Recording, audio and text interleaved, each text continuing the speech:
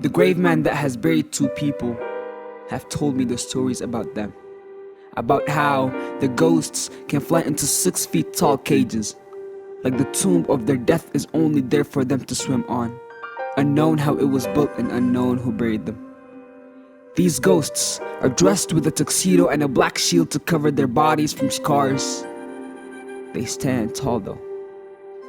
He told me the story about the black kid who was shot and buried there, about how the shot of a flying bullet was flying around aiming at him to build up a wound. They say having too much fun can get you in trouble. So they shot him after accidentally shooting a baseball on a car. Now, that's one black kid only. Imagine 9 more and that will complete the number of his own buried hands. He told me the stories about how the kid was a gentleman by heart, nice through the personality and wise through the brain. About how his mother always taught him there is nothing like a woman's heart.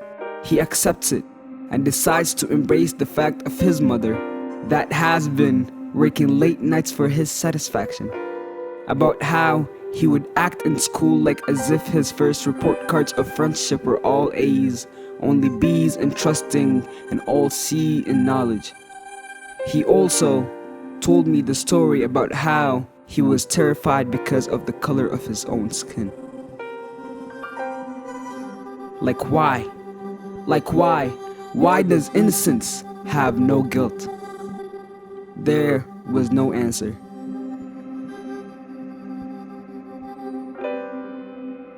The grave man that has buried one black female have explained to me how she wrote a letter to her younger self and didn't reply back. She died because of the immaturity of her heart, yet she never tried to use her brain. Like the questions she asked had no answers. Her smile was the counterpart to earth. She accepted death calls when she knew it's time. Like she wasn't ready to lay her hand on the chest of her lover and her head on his shoulder, and her body is covered with her own melanin. She was not ready. He told me about how she felt when suicide was the only answer to a phone call coming from God, like as if he wasn't there to help, like as if he was the person with the power to heal all of the pain around. He told me the stories about how she couldn't find the love of her life and how beautiful she was. Her beauty is like a sun shining on a rose making it sun-kissed. But she knew she lives in a messed up world where love only exists in places made for sins.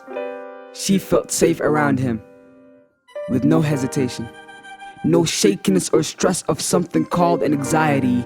She felt that small feeling in a big house. Like the answers to all of her questions were brought to her intentions. She wrote a poem to herself, so she died at age now. The grave man that has buried these people made me ask him one more question.